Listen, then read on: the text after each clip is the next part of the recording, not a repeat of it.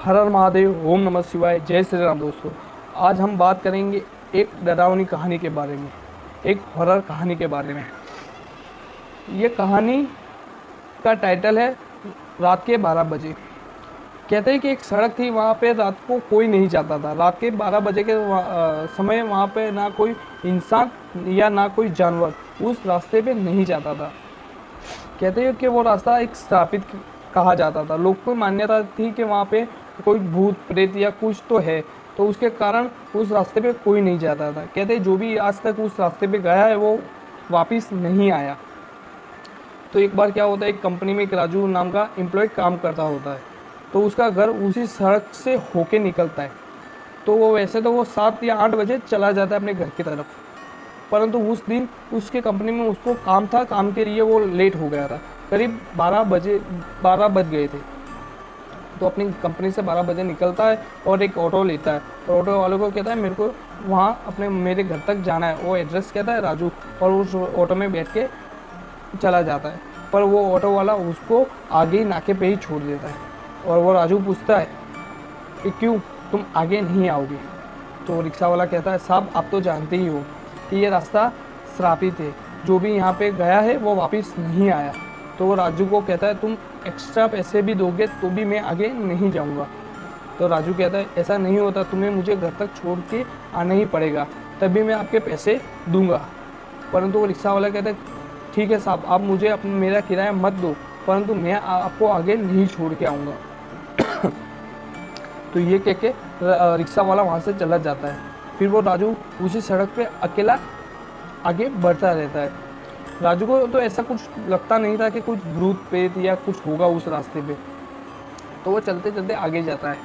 रास्ते पे कोई नहीं था, सुनसान सड़क थी, अंधेरा बहुत था, सिर्फ थी तो स्ट्रीट लाइट थी। तो राजू एक कॉर्नर पे चलते चलते आगे जाता है। तो दूर उसको एक साया दिखता है। अंधेरे में उसको बराबर तो कुछ ध्यान मतलब ऐसे दिखाई तो दिया नहीं, लेकिन एक अंधेरा एक साया उसको दिखाई दिया।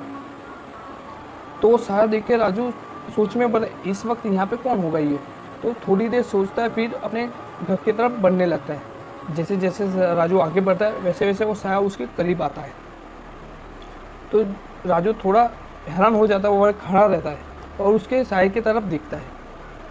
तो वो साया अजीब सी हरकतें करने लगता है, ऐसे मतलब नाचने लगता है, ऐसे कूदने लगता है, ऐसे ऐसे करके वो करता रहता है। तो राजू को थोड़ा डर लगा। फिर राजू अपने घर की तरफ तेज़ी से बढ़ने लगा। तेज़ी से बढ़ते बढ़ते देखा तो वो साया भी राजू की तरफ आ रहा है। तो राजू और डरा, फिर और वो अपने घर की तरफ और तेज भागने लगा।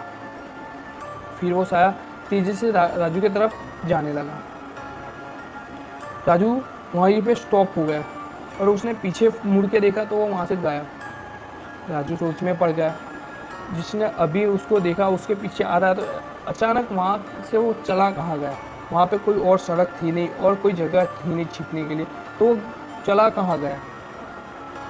फिर राजू वही सोचते सोचते आगे बढ़ा कि कहीं ये मेरा वहम होगा, और ऐसे सोच के वो आगे बढ़ता है।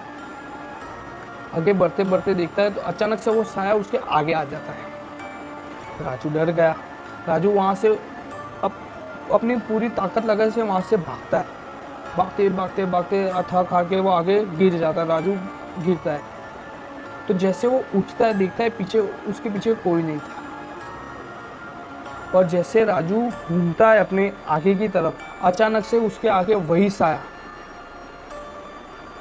राजू हैरान में वो साया को देख के इतना डर जाता है, उसका मतलब मुंह से खून, ऐसे बाल बिखरे हुए, सर पे चोट, घाव गहरा, और उसको देख के राजू बड़ा डर जाता है। और वो देख के राजू की वहीं पे ही मौत हो जाती है।